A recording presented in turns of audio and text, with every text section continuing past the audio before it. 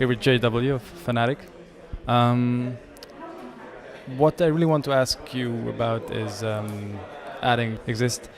How did you guys come to the decision of adding him specifically? I mean, xizt is a player we have had our eyes on for quite some time. Going back first when Olof and Dennis left the team, Olof left for FaZe.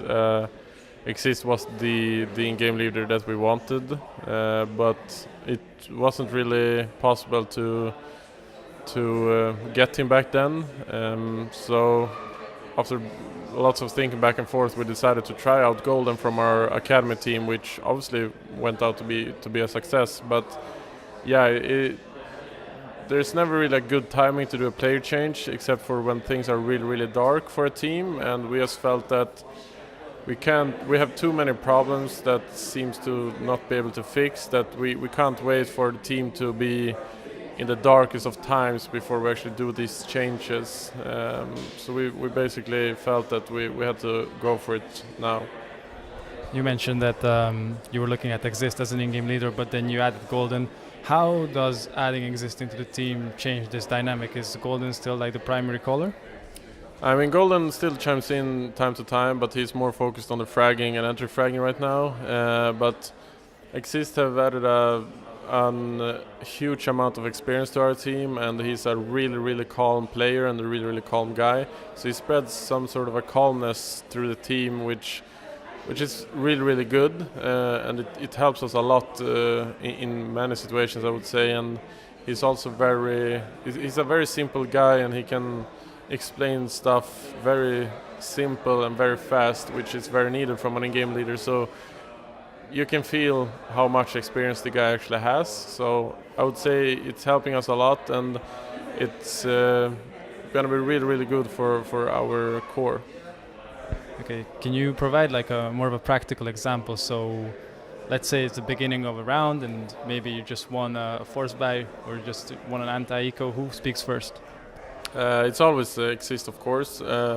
Sometimes other players chime in. For example, me have a very... Sometimes I really want to do stuff and I have calls that I want to do, so I chime in a lot. But everyone can say whatever they want, but xizt is the one that makes the call. So let's say a round starts, I say something, Golden says something, but then xizt is the guy who takes the call and takes the decision, basically. So everyone can chime in, but xizt is the main caller. Does this system enable you to become like the JW, like the flamboyant JW can just sometimes go and erupt into certain positions or peak, do risky plays? Yeah, I would say a little bit maybe, but right now the focus is like getting the team to really work, and when the team really works, I can try to focus more on my play style and get my stuff to work. But for my play style to work, everything needs to be very good set up, and I need to be very confident that no matter what, the others is gonna close things out, and I think that can only come with time. So what are the expectations of the team as it is now? I mean, the goal is always to go and win. We would never go into a tournament thinking anything less. But with the groups and all right now, I think if we manage to get out of the groups, I think we can easily get into a final.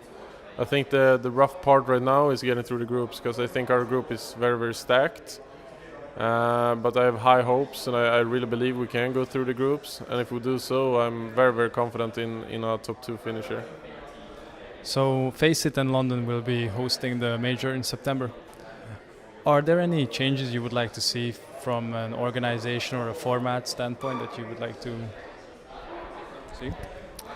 Yeah, I mean, it's always tough to discuss the majors, because I feel like the majors shouldn't always follow the other tournaments and shouldn't always follow the same thing as the others. For example, the Legends status thing, I think it's a good thing to have for 1 tournament per year or 2 tournaments per year, like the majors are.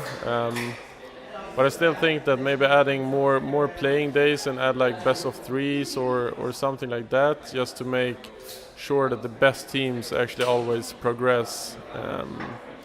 But it's really tough because, as I said, I think the majors should be a different kind of tournament, but it should always be one of the best tournaments. So I don't know. I wouldn't really change anything that I can come up with now, except for maybe playing more best of threes and stuff like that.